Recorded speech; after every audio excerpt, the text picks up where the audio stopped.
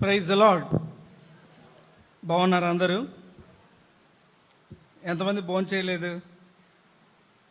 చాలా డల్గా, చాలా చప్పగా ప్రైజ్ ది లార్డ్ చెప్తా ఉన్నారు. ఎంతమంది భోంచేయలేదు చేయొద్దండి ఒకసారి. మళ్ళీ చెప్దామా ఒకసారి ప్రైజ్ ది లార్డ్ గట్టిగా? Praise the Lord. యవనస్తులు కదా, ఇంకా బాగా చెప్పాలి మరి మీరు. అవునా? చెప్తారా మరి చివరిగా ఒకసారి? Praise the Lord. Very good, దేవునికి స్తోత్రం. ఎఫెసీయులకు రాసిన పత్రిక, అపోస్తలుడైనటువంటి పౌలు ఎఫెసీయులకు రాసిన పత్రిక 5వ అధ్యాయము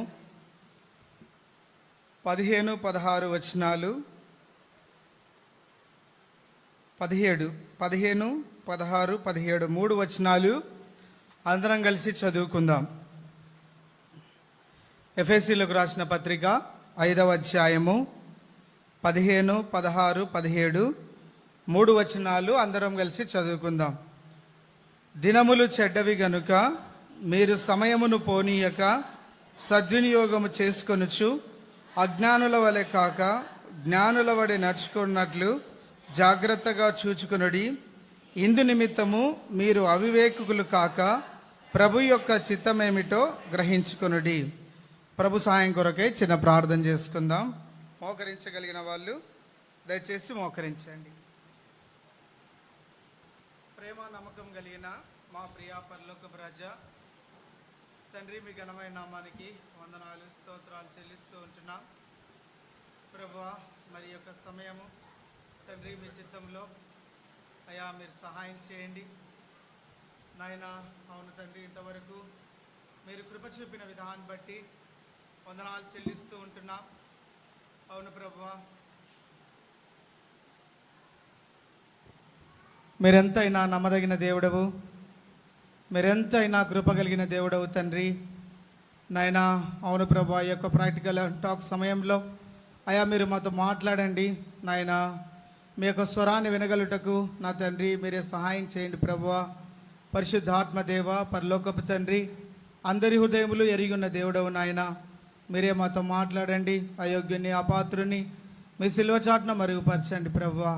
మీ యొక్క పరిశుద్ధ లేఖన భాగం ద్వారా మా అందరితో మాట్లాడుతూ రమ్మని, మీ సారూప్యంలోనికి ఎదుగుటకు మీరే కృప చూపించమని ఈ సమయం అంతటిని మీ చేతులకు అప్పగిస్తూ నజరేయుడైన యేసుక్రీస్తు నామమున స్తుతించి ప్రార్థించి అడిగి వేడుకుంటున్నాము తండ్రి, ఆమెన్. మనం చదువుకున్న లేఖన భాగంలో మీరేమైనా గమనించారా? ఏమైనా? సమయం కదా. ఎంతమంది చెప్పారు సమయం అని? దయచేసి మీ హ్యాండ్స్ రైజ్ చేయండి చూద్దాం. చదువుకున్న లేఖన భాగంలో సమయం అని గమనించారా? ఇప్పుడు చెప్పిన తర్వాత అయినా గమనించారా? ఎన్నో వచనంలో ఉంది? గట్టిగా చెప్పాలి మరి మీరు. 16, 15 కదా. ఎస్, సమయము అంటే టైం అంటే ఓకే. ఒక మాట చెప్తాను మీకు. లాన్స్ ఆర్మ్స్ట్రాంగ్ అని ఒకతను ఉన్నాడు. తెలుసా మీకు ఎవరికైనా? మీరు గూగుల్లో సెర్చ్ చేస్తే దొరుకుతుంది. ఆయన సైక్లింగ్లో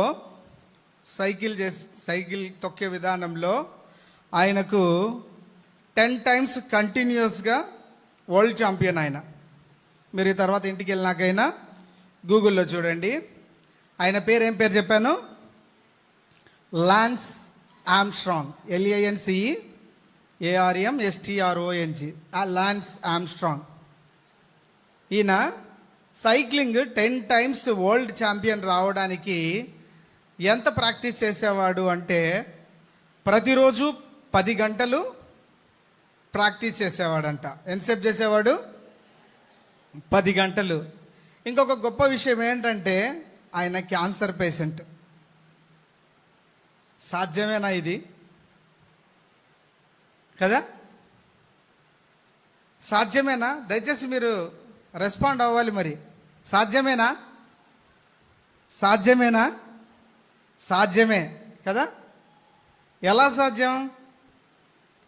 ఎలా సాధ్యం? ఆయన ఏం చేస్తా వస్తూ ఉన్నాడు? ప్రాక్టీస్. ఏం చేస్తూ ఉన్నాడు? ఎంత ప్రాక్టీస్ చేస్తూ ఉన్నాడు? ప్రతిరోజు 10 hours ప్రాక్టీస్ చేస్తూ ఉన్నాడు. ఇంకొక ఉమెన్ జిమ్నాస్టిక్స్ చేసే ఆవిడ, మీరు తర్వాత మళ్ళీ చూడండి, నదియా అని ఒక సహోదరి జిమ్నాస్టిక్స్ చేసేటటువంటి యాక్టివిటీస్లో 10 out of 10 స్కోర్ చేసినటువంటి ఛాంపియన్ రికార్డు ఉంటుంది తనది. ఏంటంటే తన practice per day 16 hours practice చేస్తుందంట. ఎంత టైము? ఎంత టైం తమ్ముడు? ఇద్దరు చెక్స్ సట్. ఎంత టైం చేస్తుంది? నువ్వే 16 hours. లాన్స్ ఆమ్స్ట్రాంగ్ ఎన్ని అవర్స్ చేస్తాడు? 10 hours చేస్తాడు. 16 hours 24 hours 16 hours తీసేస్తే ఎంత ఉంది? ఏంటి మీరందరూ నాకంటే మ్యాథ్స్లో చాలా స్ట్రాంగ్ ఉన్నట్టున్నారు. 8 hours. ఎన్ని గంటలు నిద్రపోతాము? మరి ఏం చేస్తా ఉంది ఆవిడ 16 hours ప్రాక్టీస్ చేయడానికి కదా. సో మనం చదువుకున్న లేఖన భాగం కూడా సమయమును పోనివ్వక ఏం చేయాలి? సద్వినియోగము. మీరందరూ సద్వినియోగం చేసుకుంటున్నారా సమయాన్ని? ఎంతమంది మార్నింగ్ టైంలో ప్రేయర్ చేసుకుంటారు చెప్పండి. దయచేసి మీ హ్యాండ్స్ రైట్ చేయండి, పర్లేదు, మనమే కదా. Okay, very good, thank you so much. Morning devotions అంటే తెలుసా మీకు? క్వైట్ టైం అని. సో నేను ఇంత టైం క్వైట్ టైం చేస్తాను అని మీరు ఎవరైనా వాలంటీర్గా చెప్పగలుగుతారా? 1/2 hour చేసేవాళ్ళు చెయ్యొద్దండి ఒకసారి. Very good, thank you sister. 1 hour చేసేవాళ్ళు. కానీ నేటి సమాజంలో మనం చదువుకున్నాం కదా లేఖన భాగము, ఉదయకాలం కూడా మనం వాక్యం వింటూ వచ్చాము. లోకం ఎలా ఉంది? భయంకరంగా దుష్టత్వంలో ఉంది కదా. మనం చదువుకున్న లేఖన భాగం కూడా దినములు చెడ్డవి గనుక. ఏంటివి దినాలు? బ్రదర్స్ ఏం పలకట్లేదు. దినములు చెడ్డవి గనుక ఏం చేయాలి మనము? సమయము పోనివ్వక కదా. సో మనము ఈ సమయము సద్వినియోగం చేసుకోవడానికి ఒక క్రైస్తవులుగా, లేదంటే క్రైస్తవ దేవుని చేత రక్షించబడినటువంటి వారుగా మనందరికీ దేవుడు మరి ఉదయకాలపు సమయాన్ని మనము దేవునితో ఎంతగా మనం వెచ్చించగలిగితే మన యొక్క భవిష్యత్తు అంత బాగా ఆత్మీయంగా చాలా మేలుకరంగా ఉంటుంది. అవునా కదా? మీరు నాతో పాటు ఫాలో అవుతున్నారు అనుకుంటున్నాను నేను మళ్ళీ క్రాస్ క్వశ్చన్ అడుగుతాను మిమ్మల్ని. సో అప్పుడు ఇంకా ప్రైజులు రెండోసారి కూడా ఇస్తారు మరి. సో ప్రతి ఒక్కరికి కూడా ఉదయకాలపు సమయం కావాలి. దేవునితో మనం సమయము గడపాలి. అది ఏ విధంగా గడపాలి అనేది కొన్ని ముఖ్యమైన అంశాలు చూసుకుంటూ మనము ముందుకు వెళ్దాం. గొప్ప గొప్ప వ్యక్తులు పాత నిబంధన గ్రంథంలో కానీ కొత్త నిబంధన గ్రంథంలో కానీ దేవుని కొరకు గొప్ప కార్యాలు తలపెట్టిన వారు ఉదయకాలపు సమయాన్ని, లేదంటే దేవునితో ఎక్కువ సహవాసాన్ని కనపరిచిన వారుగా మనం చూడగలుగుతూ వచ్చాం. మీకు అందరికీ నెహెమ్యా తెలుసా?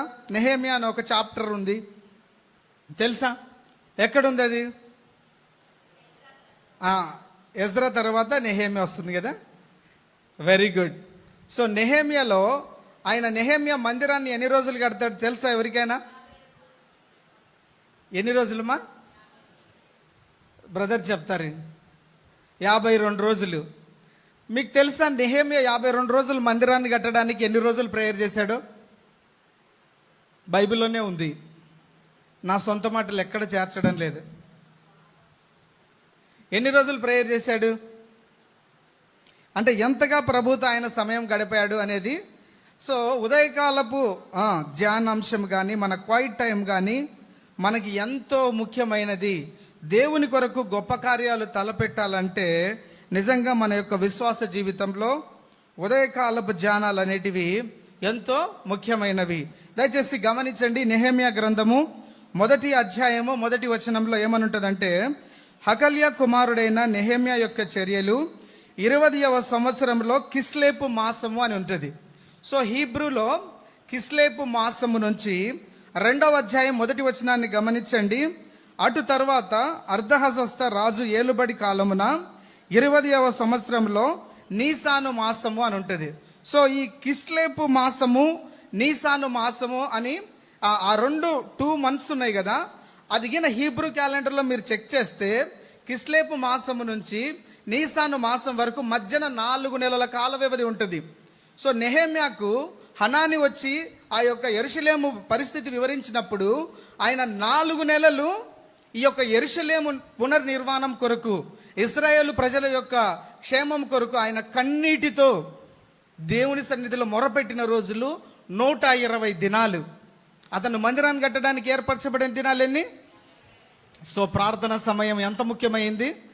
మనం చేసే పని కంటే మన యొక్క ధ్యానం సమయము, దేవునితో గడిపే సమయము ఎంతో ముఖ్యమైంది. అర్థమవుతా ఉందా? సో ఈ విధంగా మనం గమనిస్తూ వచ్చినప్పుడు మరి యేసుక్రీస్తు ప్రభువారు కూడా మనకు నిజమైన మన ముందున్నటువంటి మనం గమనించవచ్చు. మార్కు సువార్త 1వ అధ్యాయము మరి 35వ వచనాన్ని మీరు గమనించినట్లయితే, చాలుమా ఏ సమయంలో చేస్తా ఉన్నాడు? ఆయన పెందల కడనే లేచి. సో మనము ఈరోజు ఒక తీర్మానంలోనికి రావాలి. సో ఎలా అంటే, ఈ యూత్ మీటింగ్ తర్వాత నా యొక్క ఉదయకాలపు ధ్యానాంశ సమయము ఇంతవరకు నేను ఆరంభించలేదు అంటే ఈ మీటింగ్ తర్వాత మీరు ఆరంభించాలి.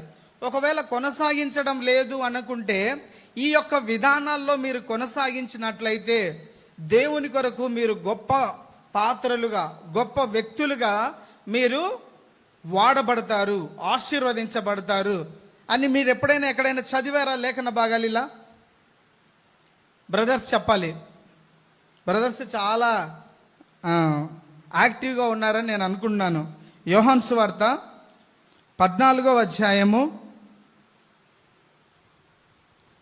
12వ వచనం దయచేసి చదవండి.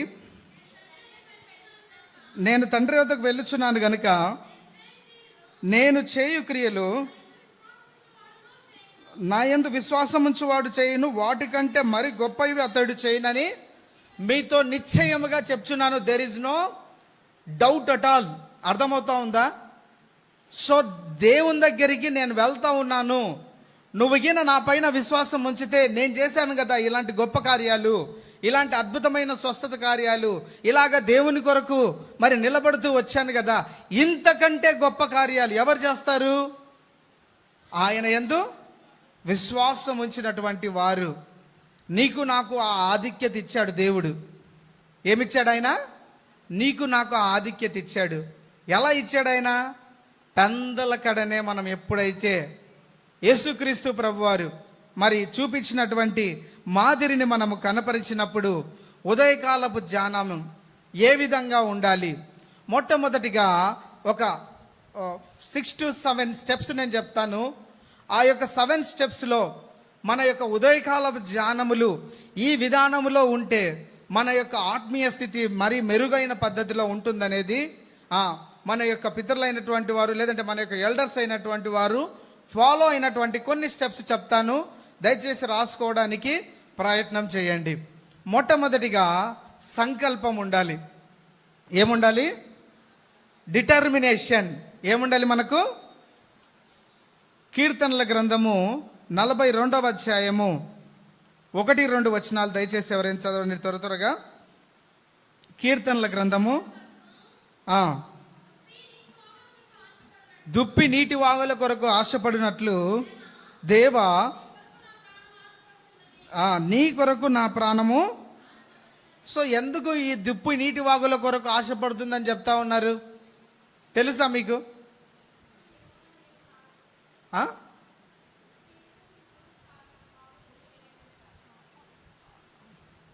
ఎలా అంటే ఒక చిన్న ఎగ్జాంపుల్ వేరే లిటరేచర్లో ఉన్న కాంటెక్స్ట్ చెప్తా ఉన్నాను. అయితే ఒక దుప్పి నీటి వాగుల కొరకు పరిగెడతా ఉంటుందంట. సో ఎప్పుడు పరిగెడుతుందంటే ఏదైనా జంతువు తనను తరిమినప్పుడు తను పరిగెడతా ఉంటుందంట. సాధారణంగా ఎక్కడైనా కానీ ఒక దుప్పి పరిగెడతా ఉంటే దాని వాసన, దాన్ని వెంబడించే సింహం కానీ దాన్ని వెంబడించే పెద్ద జంతువుకు తన వాసన వస్తూ ఉంటుంది. దాని వాసన వస్తూ ఉన్నప్పుడు ఏం చేస్తుంది, అది ఎటు వెళ్ళినా కానీ దాని వాసన వెనక ఉన్న జంతువుకి వస్తుంటుంది. కాబట్టి అది నీటి వైపుగా పరిగెడుతుంది. నీటి వైపుగా పరిగెట్టినప్పుడు ఆ నీటి మీద వచ్చే పిల్ల చల్లని గాలి దీని వాసనను కొట్టేస్తుంది. కొట్టేసినప్పుడు వెనక తరుముతున్నటువంటి జంతువుకు ఆ వాసన లేకపోవడాన్ని బట్టి అది డైవర్ట్ అయిపోవడానికి అవకాశం ఉంటుంది.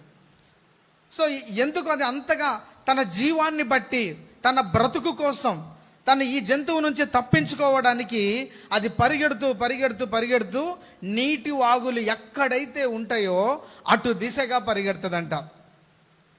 నా జీవితంలో కూడా ఏమంటాడు ఆయన, నేను జీవజలమును అంటాడు. యోహాను సువార్తలు అంటారు కదా దేవుడు. సో జీవజలం వైపు నీవు నేను పరిగెత్తాలి అంటే మన యొక్క డిటర్మినేషన్, మన సంకల్పం, మొట్టమొదటి సమయం దేవునితో మనము కలిగి ఉండాలి. అర్థమవుతా ఉందా? సో సంకల్పం మీలో ఉండాలి. నేను ఎంత టయానికి లేయాలి, ఎంత టయానికి నేను నా యొక్క ఉదయకాలపు సమయాన్ని నేను వెచ్చించాలి. ఇలా వెచ్చించడాన్ని బట్టి ఈ దినాన నేను మొట్టమొదటగా బైబిల్ చదువుకోకుండా ఇంకొకటి చదవను. ఇంకొక ముఖ్యమైన విషయం మీరు గమనించండి. మొట్టమొదట మనం లేవంగానే బైబిల్ లిటరేచర్ ఉన్న స్టోరీస్ చదవద్దు దయచేసి. ఎవరివైనా ఉంటాయి కదా, మనకు ఎడారిలో సెలయర్లని ఇంకా కొన్ని బుక్స్ ఉంటాయి.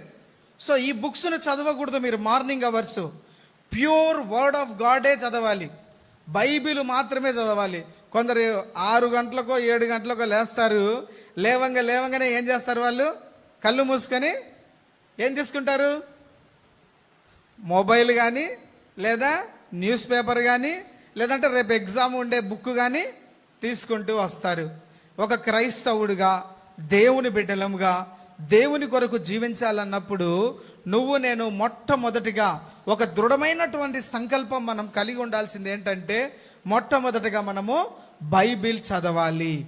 ఏ విధంగా దుప్పి తన యొక్క జీవితం కొరకు తన బ్రతుకు కొనసాగించడానికి ఒక మరణము నుంచి కదా, కొందరు అంటూ ఉంటారు, నేను ఈరోజు పొద్దున బైబిల్ చదవకపోవడం వల్ల ఈ రోజంతా నాకు ఎట్లనో ఉంది బ్రదర్ అంటారు. ఎవరైనా ఎట్లనో ఉంది సిస్టర్, ఎవరైనా అన్నారు అట్లా? So there is a missing కదా, ఏదో మిస్ అవుతా ఉంది, మనకు అది అర్థం కావడం లేదు. కానీ నిజంగా దేవుని చేత వెంబడించబడుతున్నటువంటి వ్యక్తి, దేవుని యొక్క ఎన్నికలో ఉన్నటువంటి వ్యక్తి ఎలా ఉండగలుగుతారు అంటే వాక్యము లేకుండా, ఉదయకాలపు ధ్యానపు సమయం లేకుండా వారు జీవితాన్ని ఏమాత్రము కొనసాగించరు. మొట్టమొదటిది ఏంటిదమ్మా? మొట్టమొదటిది సంకల్పం. ఇంగ్లీష్లో ఏం చెప్పాము? నువ్వు చెప్పాలి, చివరి అబ్బాయి నువ్వే. మొట్టమొదటి ఏంటి? సంకల్పం, డిటర్మినేషన్. సో యేసుక్రీస్తు ప్రభువారు ఏ విధంగా మరి పందలను కడలని లేచి ఆయన ప్రార్థనా సమయాన్ని ఆయన తండ్రితో గడుపుతూ వచ్చాడో ఆ విధంగా నువ్వు నేను మనల్ని రక్షించినటువంటి ప్రభు వైపుగా మనం మొట్టమొదటి సమయాన్ని మనము వెచ్చించవలసినటువంటి వారమై ఉంటున్నాం. మరి రెండవదిగా ఏ టైం చెప్పండి. ఇప్పుడు మీరు చెప్పాలి, మీరు స్పందిస్తేనే మనం ఆ టయాన్ని ఫ్రీ చేయడానికి ఈజీగా ఉంటుంది. మనము యేసుక్రీస్తు ప్రభువారు మొట్టమొదటిగా పెందల కడనే కదా, పెందల కడనే ఆయన ఆ సమయాన్ని వెచ్చిస్తూ వచ్చాడు. నీ టైం ఏంటో నాకు తెలియదు, నువ్వు ఎన్ని గంటలకు లేస్తావో నాకు తెలియదు, కానీ నువ్వు లేసేటటువంటి టైము ఎలా ఉండాలి అంటే నీకు నీ దేవుడికి మాత్రమే సంబంధం కొనసాగించే విధంగా ఏ డిస్టర్బెన్స్ ఉండకూడదు. మీకు అర్థమవుతా ఉందా? ఎంత సమయం ఉంటారన్నది మీరు లేవడాన్ని బట్టి ఉంటుంది. నేను ఎంతగా దేవునితో సమయాన్ని గడపాలి అనుకుంటానో అంత త్వరగా నేను అలారం పెట్టుకుంటాను. ఏ రోజైనా నేను ఈరోజు ఒక 5 అధ్యాయాలు చదవాలి లేదంటే ఒక 10 అధ్యాయాలు చదవాలి అని అలారం పెట్టుకున్నారా? కదా, అదే ఎగ్జామ్ ఉంది అంటే 4 గంటలకు అలారం పెట్టుకున్న వాళ్ళు చేయొద్దండి ఒకసారి కదా. నిర్గమకాండము 16వ అధ్యాయము దయచేసి 12వ వచనం చదవండి ఎవరైనా. నిర్గమకాండము నీవు సాయంకాలమున అమ్మ 21వ వచనమ్మ. వారు అనుదినమున ఉదయమున ఒక్కొక్కడును తన ఇంటి వారి భోజనం కొరకు తగినట్టుగా కూర్చుకొనిరి, ఎండ వేడిమికి అది కరిగెను. అంటే దీని ఉద్దేశం ఏంటంటే, ఎండ వచ్చినప్పుడు ఏ విధంగా ఆ యొక్క మన్నా అనేది ఏమైపోతా ఉంది, కరిగిపోతా ఉందో, నా యొక్క ఆ యొక్క ఉదయకాలపు ధ్యానాంశం, మనము దేవునితో గడిపేటటువంటి ఆ క్వైట్ టైం అనేది మొట్టమొదటి సమయం అయి ఉండాలి. ఏమై ఉండాలి మొట్టమొదటిగా? సో మనం ఒక ఫిక్స్డ్ టైం అనేది మనము ఇప్పుడు 5 o'clock నేను లేవాలి, 5 to 6 o'clock నేను ప్రభువుతో సమయం గడపాలి, లేదంటే ఉదయకాలపు నా ధ్యానాంశపు సమయం ఉండాలి అన్నప్పుడు 5 to 6 అనేది పక్కాగా మనము ఫిక్స్ చేసుకోవాలి. నేను ఒకటే చెప్తాను చూడండి, మనం ముందు చూసాం లాన్స్ ఆమ్స్ట్రాంగ్, తర్వాత నజియా, వీళ్ళందరూ గొప్ప గొప్ప అవార్డ్స్ వీళ్ళకి ఎందుకు వచ్చాయి, వరల్డ్ ఛాంపియన్స్ ఎందుకు అయ్యారు అంటే they are making something different about them. వాళ్ళ గురించి ఒక కొత్త విజన్ చూపించాలనుకున్నారు. మా లైఫ్ ఇంతగా ప్రభావితం అయ్యింది, మేము ఇంతగా సమాజానికి ఉపయోగపడతా ఉన్నాం, ఇంతగా మా సంఘ క్షేమంలో మేము పాత్రలుగా వాడబడతా ఉన్నాం. వై? ఎందుకు వీళ్ళు మాత్రమే ఛాంపియన్స్ అయ్యారు, ఎందుకు వీళ్ళకు మాత్రమే అవార్డ్స్ వచ్చాయి, నీకు నాకు ఎందుకు రావడం లేదు? We are not spending much time with God. మనము దేవునితో సమయాన్ని వెచ్చించకపోవడాన్ని బట్టి మనకు మన విశ్వాస జీవితంలో కానీ, మన సమాజంలో, మన యొక్క చదువుల్లో కానీ అనుకున్నంత స్థాయికి మనం ఎదగలేకపోతా ఉన్నాం. ఎందుకు అంటే మన యొక్క ఉదయకాలపు సమయం, నువ్వు దేవునితో సమయం ఇవ్వకుండా దేవుడు కానటువంటి వాటికి ఎంత సమయం ఇచ్చినా అందులో దేవుడు లేకపోతే నా యొక్క విశ్వాస జీవితం కానీ, మన యొక్క భవిష్యత్తు కానీ ఆశించినంత క్షేమకరంగా ఉండదు. గమనిస్తూ ఉన్నారా? సో ఒక ఫిక్స్డ్ టైం 5 to 6, లేదంటే 4:30 to 5:30. సో ఈ విధంగా ఫస్ట్ థింగ్ ఏంటమ్మా చెప్పుకున్నాము. సో మన ఉదయకాల ధ్యానాంశాలకు ముఖ్యంగా మొట్టమొదటిది సంకల్పం, డిటర్మినేషన్. సెకండ్ ఏంటి? టైం. రెండవది ఏంటి? ఒక ఫిక్స్డ్ టైం మనం కలిగి ఉండాలి. దయచేసి నాతో పాటు చెప్పండి. రెండవది ఏంటి? రెండవది సమయము. మూడవది మనం చూసినట్లయితే ఒక స్థలం చూడాలి. మనం ఏంటి? ఒక ప్లేస్ చూడాలి. సాధారణంగా సింగిల్ బెడ్రూమ్ కానీ, లేదంటే 2 rooms కానీ వాళ్ళు ఉన్నటువంటి ఇంట్లో ఒక రూమ్లో అందరు ఉంటారు, ఒక రూమ్లో ఉండరు. కొందరికి వసతులుండి మరి స్థలం, యేసుక్రీస్తు ప్రభువారు ఎందుకని ఆయన పెందలకడనే లేచి అరణ్య ప్రాంతానికి వెళ్ళాడు, ఇంకొక ఎవరు లేనటువంటి ప్రాంతానికి వెళ్ళడంలో దాని ఉద్దేశం ఏంటంటే, నేను నా తండ్రితో ఉన్నటువంటి సంబంధం, ఏ డిస్టర్బెన్స్ ఉండకూడదు. సాధారణంగా మనం ఏం చేస్తామంటే లేవంగానే కళ్ళు మూసుకొని తెరిచవంగానే ఏం చూస్తాము కదా.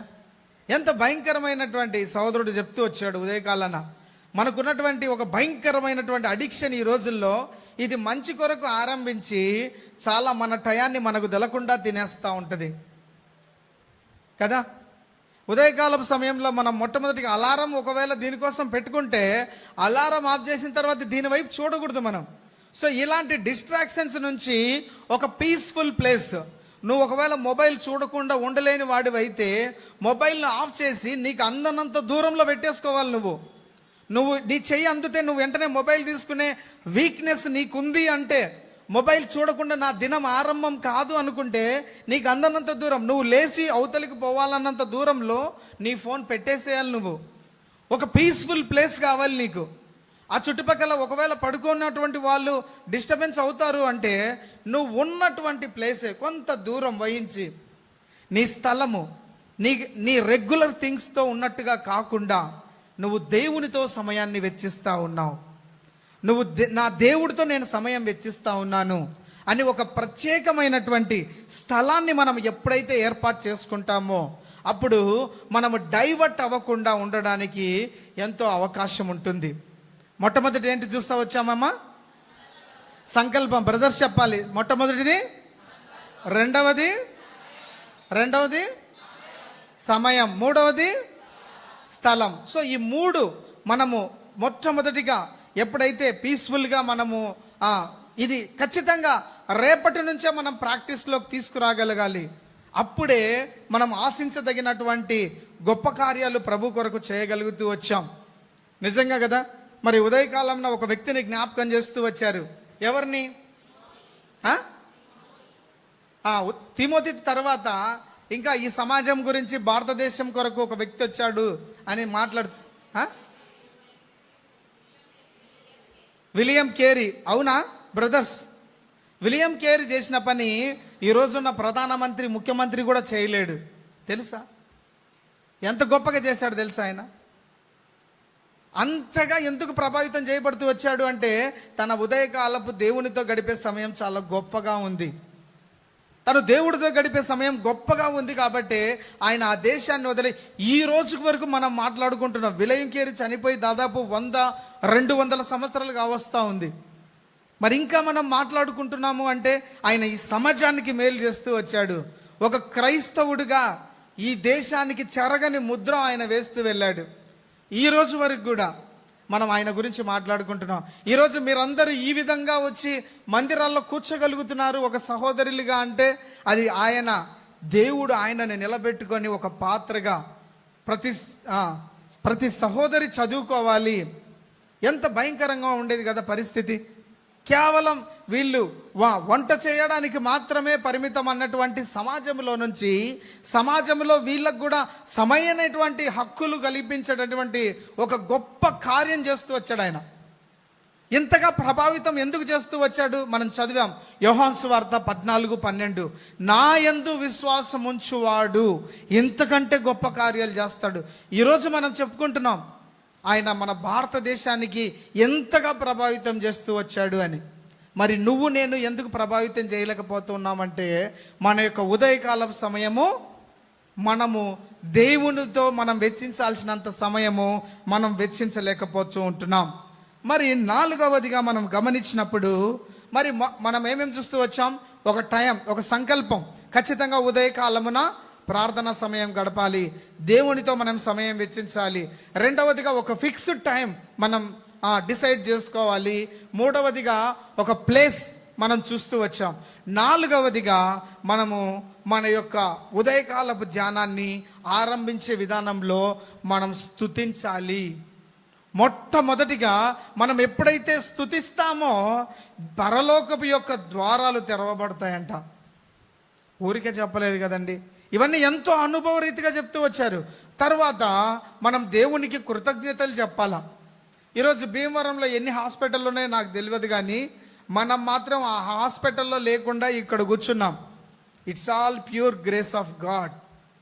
దేవుడిచ్చిన మహాకృపను బట్టి మనం ప్రతి ఉదయకాలము ప్రభు యొక్క గొప్పతనాన్ని బట్టి ఆయనను ఆరాధించాలి, ఆయనను స్తుతించాలి. రెండవదిగా ఆయనకు మనం ఏం చేయాలి? కృతజ్ఞతలు చెప్పాలి. ఏం చేయాలి? మళ్ళీ ఆరాధనలో మనం ఏం చూస్తూ వస్తాము అంటే దేవుని యొక్క గొప్పతనాన్ని చూస్తూ వస్తాం. దేవుణ్ణి ఆరాధించే క్రమాన్ని మనం చూస్తాం. దేవుని యొక్క సర్వశక్తిమంతుడైనటువంటి దేవుణ్ణి చూస్తాం. ఒక మాట ఉంటుంది యోబు గ్రంథంలో, నేను ఎప్పుడు ఆ మాటను బట్టి చాలా ఆనందిస్తాను, అలాగే ఆశ్చర్యపోతూ ఉంటాను. యోబు గ్రంథము 26వ అధ్యాయము 8వ వచనము 2nd పోర్షన్లో ఉంటుంది. ఎలా అమ్మా? ఒక మాట గమనించండి. ఆయన మేఘములో నీళ్లు బంధించాడంట. ఎన్ని జగ్గులు పెట్టినారా? ఏమన్నా డ్రమ్ములతో పోసినాడా? లేదంటే ఒక మోటార్ వేసి స్విచ్ ఆన్ చేసినాడా? ఎప్పుడైనా ఇలా ఆలోచించారా? మేఘాల్లో నీళ్లు ఎలా బంధిస్తామండి? ఒక చిన్న గచ్చు నింపాలంటేనే మనము మోయలేకపోగా కరెంటుతో మోటారో ఇంకొకటో ఆధారపడతాం. మరి మేఘాల్లో ఎలా నీళ్లు బంధించాడు ఆయన? ఇలాంటి సర్వశక్తిమంతుడైన దేవుణ్ణి మనం ఆరాధించగలగాలి. ఎంత శక్తిమంతుడు! ఒక బిందె నీళ్లు మనం 1 గంట సేపు మోయాలంటేనే ఎంత ఆలోచిస్తామో, మోయగలమా? అలాంటిది దేవుడు మేఘాల్లో నీళ్ళని ఎట్లా బంధిస్తూ ఉన్నాడు ఆయన? అది ఆయన శక్తి. ఇంత గొప్ప దేవుణ్ణి మనం కలిగి ఉన్నామన్నటువంటి అవగాహన కలిగి ఉండి, అయ్యో ఇంత గొప్ప దేవుణ్ణి నేను ఆరాధించాలి. మొట్టమొదటిసారిగా ఏమంటారండి, సార్వభౌమాధికారం కలిగిన దేవుడు ఆయన. ఇంకో మాట ఇదే యోబు గ్రంథంలో ఉంటుంది. అలాగే 10వ అధ్యాయము 2వ భాగంలో ఉంటుంది. ఆయన జలములకు హద్దు నియమించనంట. ఈరోజు పొలాలకు వెళ్ళి చూడండి, నీళ్లు పెట్టి, లేదంటే ఇక్కడ ఉన్నటువంటి చెరువుల వైపు చూడండి, ఒక పొలంలో నుంచి ఇంకో పొలంలోనికి నీళ్లు వెళ్ళాలంటే ఎంత ఆనకట్టేయనికి ఎంత ఇబ్బంది పడుతూ ఉంటారు ఆ వచ్చే ఫోర్స్కు. కానీ జలములకు ఆయన హద్దు ఎట్లేసాడు ఆయన. ఈరోజు వెళ్ళి బంగాళాఖాతము లేదంటే మన యొక్క సముద్రం అంచుల వద్దన వెళ్ళి నిలబడి చూడండి, ఎలా వేశారయ్యా ఇది, ఎలా అవధులు నిర్మించారు సముద్రానికి. ఒక చిన్న పిల్ల కాలువనే మేము బంధించలేకపోతున్నాం. ఒక చిన్న రిజర్వాయర్ను కట్టుకోవడానికి ఎంతో తంటాలు పడిపోతూ ఉన్నాం. అంటే ఇంత గొప్ప దేవుడు మనకు అర్థం కావడం లేదా, లేదంటే మనం ఇంత గొప్పతనాన్ని చులకనగా చూస్తూ ఉన్నామా అనేది మనం గమనించుకోవాలి. దేవుని యొక్క గొప్పతనం అర్థం కానంత వరకు నీ యొక్క ఉదయకాలపు సమయం అన్నది దేవుణ్ణి మనం యోగ్యంగా ఆరాధించలేకపోతాం. కాబట్టి ఇంతగా మనము ఆయన మేఘాల్లో నీళ్ళని ఎలా బంధిస్తాడు, ఇంత శక్తిమంతుడైన దేవుని మనం కలిగి ఉన్నాం. కాబట్టి మొదటగా ఆయన్ను స్తుతించాలి. అయ్యా మీ యొక్క గొప్పతనాన్ని బట్టి వందనాలు ప్రభువా కదా. ఆయన ఇంత గొప్పగా ఆయన దేవుడై ఉన్నప్పుడు ఆయనను మొదటగా స్తుతించాలి. రెండవదిగా మన యొక్క స్తుతిలో ఏముండాలి అంటే ఖచ్చితంగా ఏముండాలి. బాబు నువ్వు నువ్వు గ్రీన్ షర్ట్ ఇట్రా. ఏముండాలి మొట్టమొదటిగా మనమ్మ చదువుకున్న దాంట్లో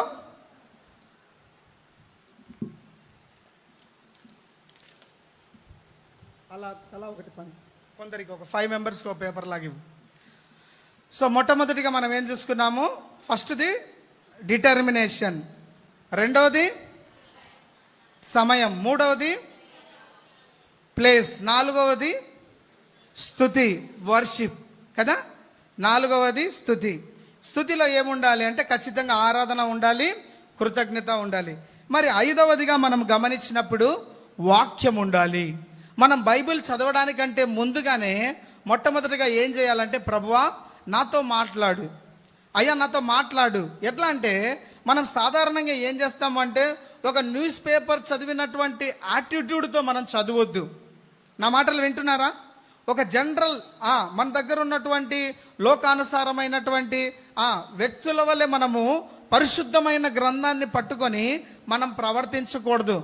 ఎంతో భయభక్తులతో మనము పరిశుద్ధ గ్రంథాన్ని మనం తెరిచినప్పుడు దేవుడు మనతో మాట్లాడడానికి ఇష్టపడతాడు ఆయన. ఆ విధంగా ఇష్టపడినప్పుడు ఒక పారాగ్రాఫ్ దాదాపుగా మనం ఏం చేయాలంటే ఒక అధ్యాయము లేదంటే ఒక 10 వచనాలు లేదంటే సమరయ స్త్రీ ఉంది. ఇప్పుడు సమరయ స్త్రీ గురించి 4వ అధ్యాయం యోహాను సువార్తలో ఎంతగా వివరిస్తూ వస్తారు. మీకు ఇచ్చిన పేపర్ గమనించండి. ఈ మెథడ్ మనం ఫాలో అవ్వాలి. మనం వాక్యం చదివేటప్పుడు ఖచ్చితంగా ఇక్కడ ఉంది. మీకు ఎవరికైనా తెలుసా ఈ మెథడు? ఓకే, దయచేసి పర్వాలేదు, ఒకసారి గమనించండి. స్వార్డ్ మెథడ్ అని ఉంది, అంటే ఆత్మీయ ఖడ్గముతో కూడినటువంటి పద్ధతి. మొట్టమొదటిగా పైన ఏమని రాసింది, ఎవరైనా చదవండి. What do I learn about God. యోహాను సువార్త 4వ అధ్యాయం సమరయ స్త్రీతో దేవుడు ఏ విధంగా మాట్లాడాడు, ఈ ప్రశ్నకు మీరు సమాధానం రాయండి. ఈ ప్రశ్నకు మనం ఏం చేయాలి, how do I learn about God. దేవుడు వచ్చి సమరయ స్త్రీతో ఎన్ని మాటలు మాట్లాడతాడు ఆయన కదా. బోధకుడు అనుకుంటున్నాను, నువ్వు మెస్సియా కొరకు మేము కనపడతా ఉన్నాము, ఇలాగ అనేక అంశాలు ఉంటాయి. ఆ విధంగా అలాగే కిందికి వచ్చినప్పుడు what do I learn about man. ఆ యొక్క చదువుకున్నటువంటి ప్యాసేజ్లో లేదంటే చదువుకున్నటువంటి ఆ యొక్క అధ్యాయంలో ఒక మనిషి యొక్క లక్షణాలు ఎలా ఉన్నాయి, దేవుడితో వారు సంబంధం కొనసాగిస్తున్నప్పుడు వారు ఎలాగ రెస్పాండ్ అవుతూ ఉన్నారు అనేది మనము గమనిస్తూ రావాలి. తర్వాత ఇటు సైడ్ చూడండి, right side, is there a sin to avoid. ఏదైనా పాపాన్ని వదిలిపెట్టుకోవాలని చెప్తా ఉన్నాడా. ఆయన ఏమంటాడు, అయ్యా సమరయ స్త్రీతో, ఇంతవరకు నీకు 7 పెనిమిట్లుండ్రి, ఇప్పుడున్నవాడు నీ పెనిమిటి కాడు అంటే ఆమె వారిని వదిలేసి ఆ డిస్కషన్ అంతా అయిపోయిన తర్వాత సువార్త ప్రకటించడానికి అనేక మందికి మెస్సియా గురించి చెప్పడానికి వెళ్తుంది.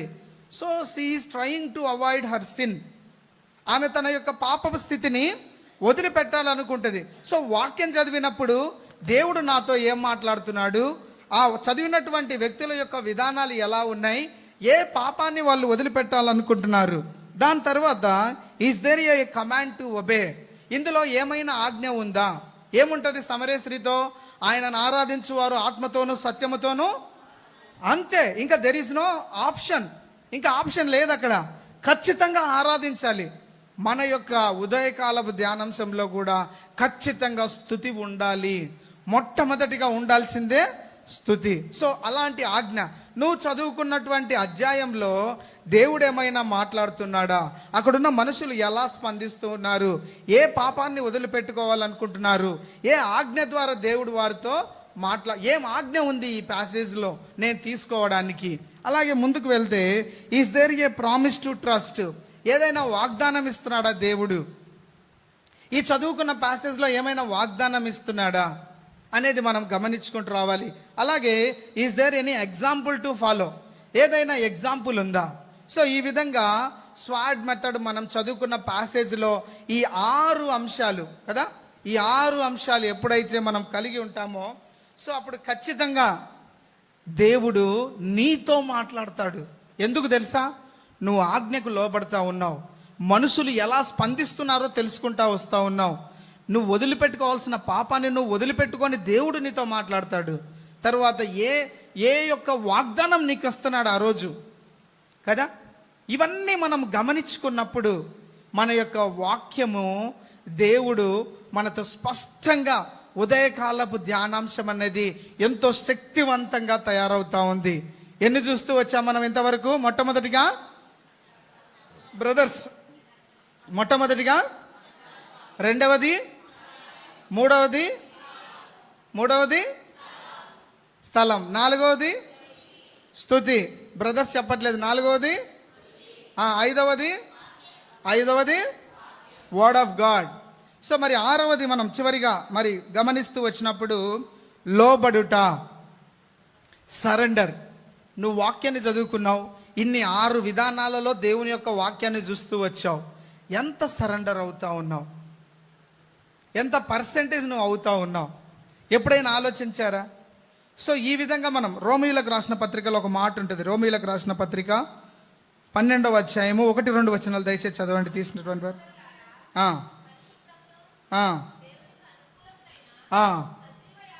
సజీవ యాగముగా మీ శరీరములను ఆయనకు సమర్పించుకునుడని దేవుని వాత్సల్యమును బట్టి మిమ్మల్ని బతిమాలు కొంచున్నాను. ఎట్లంట దయచేసి గమనించండి. సజీవ యాగముగా లోబడాలా. ప్రభువా, ఈ వాక్యము ద్వారా నాతో ఈ విధానంలో ఈ పాపాన్ని వదిలిపెట్టుకోమంటున్నారు, ఈ ఆజ్ఞను నాకు ఇచ్చారు, ఇంతవరకు నేను ఈ పాపాన్ని చేస్తూ వచ్చినా ఇక చెయ్యను ప్రభువా అని మనం ఎప్పుడైతే సరెండర్ అవుతామో, సజీవ యాగంగా ఈ యొక్క శరీరంలో ఉన్న ప్రతి అవయవాన్ని దేవుని యొక్క వాక్యములో, దేవుని యొక్క లేఖనాల ద్వారా మనల్ని మనం ప్రభువుకు సమర్పించుకుంటామో, మనం పరిశుద్ధపరచబడతాము. ఏమవుతాం మనము? ఏముంటుందండి, సామెతల్లో ఒక మాట ఉంటుంది కదా, 23:13లో అతిక్రమములు దాచిపెట్టువాడు వడదిల్లడు, వాటిని ఒప్పుకొని విడిచిపెట్టువాడు. సో మీరు ఒక్కసారి గమనించండి, అతిక్రమములు దాచిపెడితే వడదిల్లదంట. అలాగే ఒకవేళ అతిక్రమములు ఒప్పుకుంటే, దయచేసి రివర్స్ గమనించండి. ఎప్పుడైనా బైబిల్ స్టడీ కానీ వాక్య ధ్యానంలో మనం ఇలా ఆలోచించాలి, అతిక్రమములు దాచిపెడితే వరదిల్లడు. ఒకవేళ దాచిపెట్టకుండా దేవుని దగ్గర ఒప్పుకొని ఇంకా చెయ్యకుండా పోతే ఏమైపోతాడు ఆయన? వరదిల్లుతాడు. సింపుల్ కదా. అతిక్రమములు దాచిపెట్టువాడు వరదిల్లడు, ఒకవేళ ఒప్పుకొని విడిచిపెడితే హీఈస్ బ్లెస్డ్. సింపుల్ కదండి. సో ఇలా ఎప్పుడైతే మనం ఒక్కొక్క వచనాన్ని ప్రాక్టికల్గా, ఇందులో దేవుడు నాకు ఏం చెప్పాలనుకుంటున్నాడు, అయ్యా నాతో ఏం మాట్లాడాలనుకుంటున్నావు, ఏ విషయంలో నన్ను గద్దించాలనుకుంటున్నావు, ఏ విషయానికి నేను లోబడలేకపోతా ఉన్నాను, ఏ విధంగా బైబిల్లో ఉన్నటువంటి నెహెమ్యా 4 నెలలు ప్రార్థన చేస్తూ వచ్చాడు. ఎంత గొప్ప విషయం. ఈరోజు నువ్వు నేను మా సహోదరుడు ఉదయకాలం చెప్తూ వచ్చాడు, 1 గంట సేపు ప్రార్థన చేసి మనం అనుకున్న పని జరగకపోతే ఎంతగా మనం డిస్టర్బ్ అవుతాం. ఇంకా బైబిల్ 2 రోజులు చదవం, పైపెచ్చుగా వ్యతిరేకమైన పనులు చేసుకుంటూ మనం టైంపాస్ చేస్తాం. My dear brothers and sisters, మీరు మంచి సమయంలో ఉన్నారు, మీరు మంచి యవనకాల స్థితిలో ఉన్నారు. దేవుని యొక్క భయభక్తుల్లో ఈ యొక్క ఉదయకాల ధ్యానాంశాలిగిన మీరు పటిష్టంగా ప్రాక్టీస్ చేయగలిగితే రేపటి రోజున సమాజాన్ని ప్రభావితం చేసేవారుగా, ఒక సంఘ క్షేమంలో దేవుని యొక్క గొప్ప పాత్రలుగా మీరు వాడబడుతూ వస్తారు. నా మాటలు కాదు, మీరు చదివిన యోహాను సువార్త 14:12 ప్రతిరోజు చదవండి. అయ్యా, నేను వీటికంటే మీకంటే గొప్ప కార్యాలు చేయాలని ఆశపడతా ఉన్నాను, అంత విశ్వాసం ఉంచుతా ఉన్నాను, అంతగా మీతో ఉదయకాలం నేను సమయం గడుపుతా ఉన్నాను, నన్ను ఎలా వాడుకోబోతున్నారు అని ఎప్పుడైనా ప్రభుని అడిగి చూడండి. ఎప్పుడైనా ప్రభుని అడిగి చూడండి. ఆయన మీ కొరకు కలిగినటువంటి ప్రణాళికలు చాలా శ్రేష్టమైనవి. ఇలాగ మనం ఎప్పుడైతే సరెండర్ అవుతామో, మనం ఎప్పుడైతే ఈ విధంగా సరెండర్ అవుతామో, దేవుని కొరకు మనము హెచ్చైనటువంటి స్థానంలో మనము నిలబడగలుగుతాం. ఆయనకు మహిమకరంగా మన విశ్వాస జీవితము ఉంటుంది. ఎన్ని అంశాలు చూస్తూ వచ్చాం, దయచేసి గమనించండి. మొట్టమొదటిది బ్రదర్స్ చెప్పాలి, రెండవది, మూడవది, నాలుగవది, ఐదవది, ఆరవది లోబడుట, ఆరవది లోబడుట, ఏడవది విజ్ఞాపన చేయాలి. ఏం చేయాలి? ఎఫెసీలకు రాసిన పత్రిక చివరిగా ఈ 7 మెట్లు ఎప్పుడైతే మనం మన విశ్వాస జీవితంలో మన ఉదయకాలపు ధ్యానాంశంలో కడిగి ఉంటామో, ఎఫెసీలకు రాసిన పత్రిక 6వ అధ్యాయము దయచేసి 10వ వచనాన్ని చదవండి.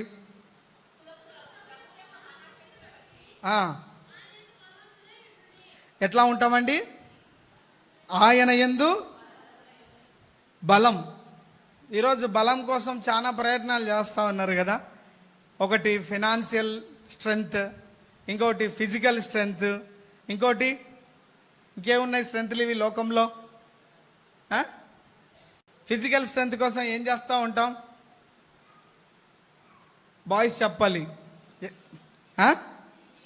జిమ్ చేస్తారు.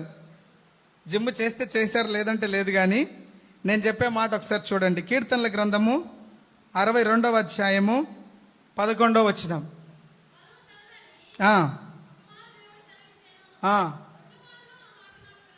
బలం ఎవరిదంటమ్మా? అర్థమైతా ఉందా? మనకు ఉండాల్సిన బలం ఎప్పుడైతే ఈ ఉదయకాలపు అంశాలు, ధ్యానాంశాలు మనలో కలిగి ఉంటామో బ్రదర్స్, ఏమొస్తుంది మనకు? 6 ప్యాక్ రాకపోయినా పర్లేదు, కానీ ఏమొస్తుంది? దేవుని యొక్క బలం వస్తుంది. ఏమంటున్నాడు ఆయన?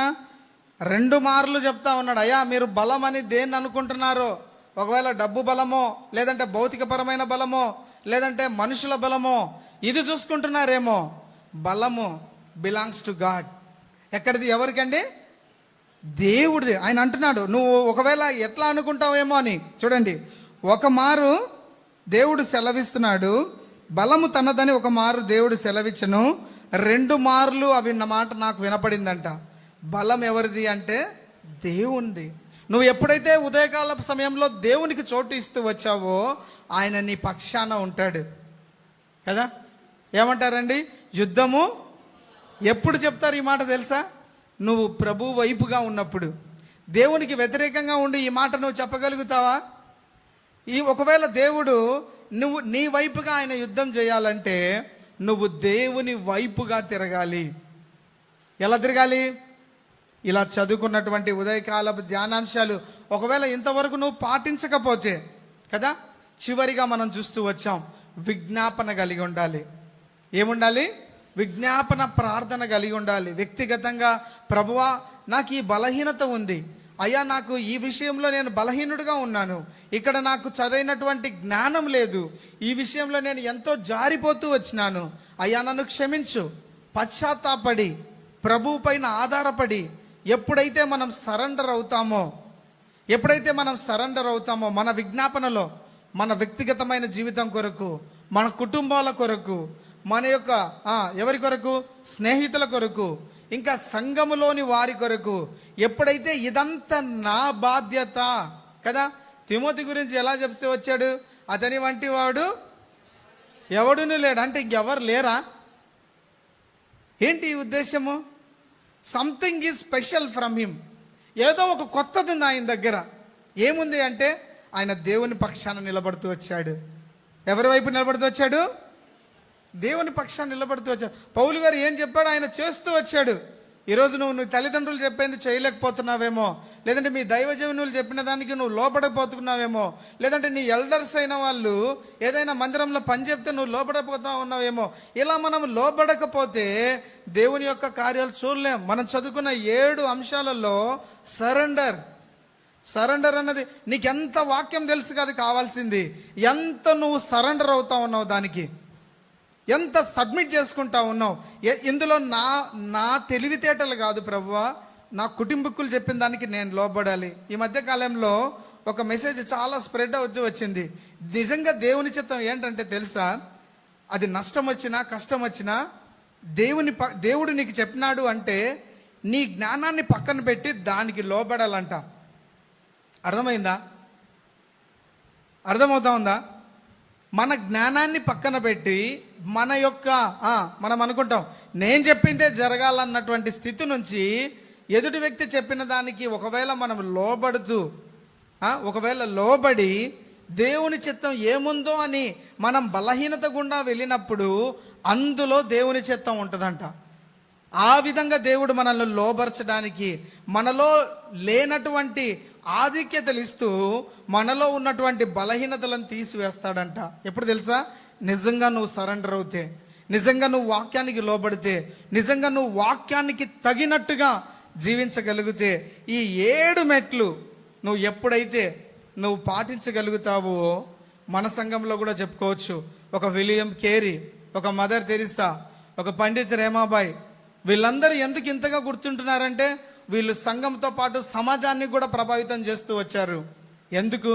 వీళ్ళు ఉదయకాల సమయం, దేవునితో గడిపే సమయం. మోసే, అలాగే అనేక మంది, యెహోషువ, మనం చూస్తూ వచ్చాం. వీళ్ళందరూ గొప్ప కార్యాలు తలపెట్టాలంటే మొట్టమొదటి ఉదయకాల సమయము దేవునితో వాళ్ళు గడుపుతూ వచ్చారు. ఏమున్నాయి? మనం ఒకసారి ఈ 7 ఫోల్డ్, ఒకసారి ఈ యొక్క 7 మెట్లు మనం ఒకసారి గమనించినట్లయితే, మొట్టమొదటిది ఏంటండి బ్రదర్స్ చెప్పాలి?